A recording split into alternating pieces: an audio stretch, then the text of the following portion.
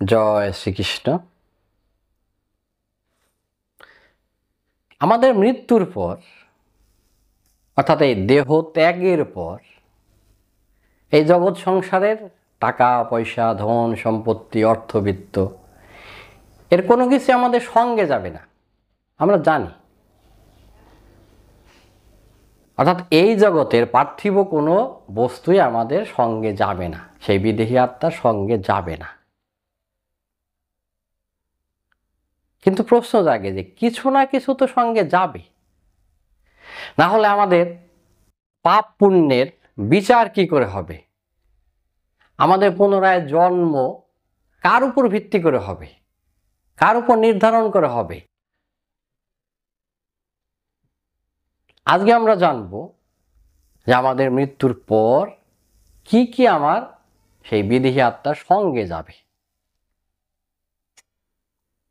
প্রথমত যাবে সূক্ষ্ম শরীর।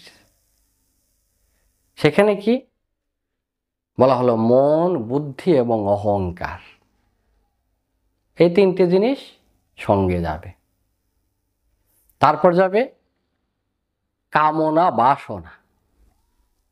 মৃত্যুকালীন সময়ে আমাদের মনের যে ভাব, যে কামনা বাসনা, সেইটা সঙ্গে যাবে এবং পুনরায় এই পৃথিবীতে ফিরে আসতে সেই কামনা বাসনার অনেকখানি অবদান থাকবে। তারপর সঙ্গে যাবে তিন গুণের প্রভাব, সত্য, রজ এবং তম। এই তিন গুণের প্রভাব সঙ্গে যাবে। সঙ্গে যাবে কর্মফল, শুভাশুভ কর্মফল। এই জগৎ সংসারে আমরা যা কিছু করি, সে শুভ অশুভ যে কর্মই করি না কেন, সেই কর্মফল আমাদের সঙ্গে যাবে এবং কর্মফল প্রত্যেককেই অবশ্যই ভোগ করতে হবে। সে শুভ হোক অশুভ হোক, সে কর্মফল আমাদের অবশ্যই ভোগ করতে হবে। শুভ কর্ম, পুণ্য কর্ম ফলের ফলস্বরূপ আমরা স্বর্গ সুখ ভোগ করব, অথবা অসৎ কর্মের ফলস্বরূপ আমরা নরক যন্ত্রণা ভোগ করব। তাই কর্মফল আমাদের অবশ্যই ভোগ করতে হবে। আর সঙ্গে যাবে সুকৃতি। এই সুকৃতিটা কি?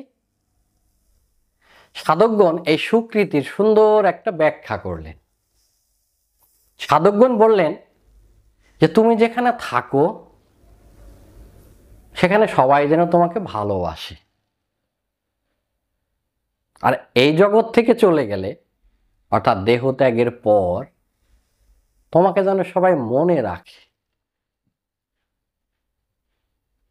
আর এই দেহ ত্যাগের পর তুমি যে লোকে যাবে, অর্থাৎ তোমার সমস্ত কিছুর ফলে তুমি যে লোক প্রাপ্ত করবে, সেই লোকের যারা অধিবাসী তারা যেন তোমার প্রতীক্ষায় থাকে,